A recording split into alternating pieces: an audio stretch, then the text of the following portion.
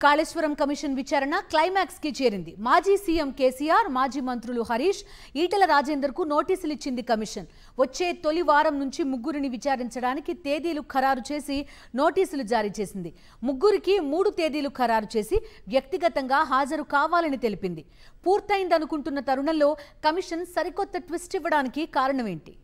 కాళేశ్వరం ప్రాజెక్టులో భాగంగా ఉన్న మేడిగడ్డ, అన్నారం, సుందిళ్ల బ్యారేజ్ నిర్మాణాల్లో జరిగిన అవకతవకలపై విచారించి నివేదిక ఇవ్వాలని ఆదేశిస్తూ గత ఏడాది మార్చిలో తెలంగాణ ప్రభుత్వం విచారణ కమిషన్ను ఏర్పాటు చేసింది.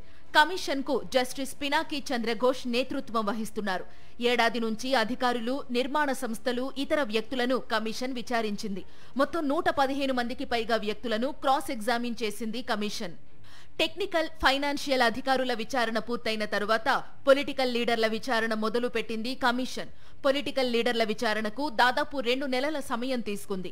ఈ నెల 31వ తేదీలోపు ఫైనల్ రిపోర్ట్ ఇస్తుందనుకుంటున్న సమయంలో విచారణ పొలిటికల్ టర్న్ తీసుకుంది.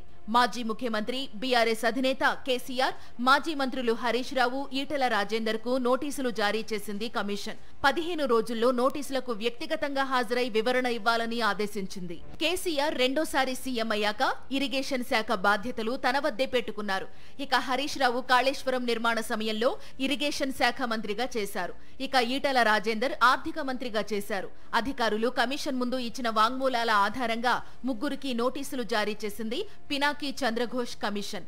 మొత్తం 3 పేజీలతో నోటీసులు జారీ చేసినట్లు సమాచారం. జూన్ 5వ తేదీన కేసీఆర్, 6వ తేదీన హరీష్ రావు, 9వ తేదీన ఈటెల రాజేందర్లను వ్యక్తిగతంగా కమిషన్ ముందు హాజరు కావాలని నోటీసుల్లో పేర్కొన్నట్లు సమాచారం. వ్యక్తిగతంగా హాజరు కాకపోవడం వీలు కాకపోతే వీడియో కాన్ఫరెన్స్ ద్వారా హాజరయ్యే అవకాశం ఇచ్చినట్లు తెలుస్తోంది. హాజరయ్యే ముగ్గురు తమ దగ్గర ఉన్న ఆధారాలను కమిషన్ కు తెలిపే లేదా ఇచ్చే అవకాశాన్ని సైతం కల్పిస్తున్నట్లు తెలుస్తోంది. మొత్తానికి ఏడాదికి పైగా సాగిన విచారణ తరువాత కాళేశ్వరం కమిషన్లో పొలిటికల్ విచారణ మొదలైంది. మాజీ సీఎం కేసీఆర్, మాజీ మంత్రులు హరీష్, ఈటెల హాజరవుతారా? నోటీసులకు వివరణ ఇస్తారా? Wait and see.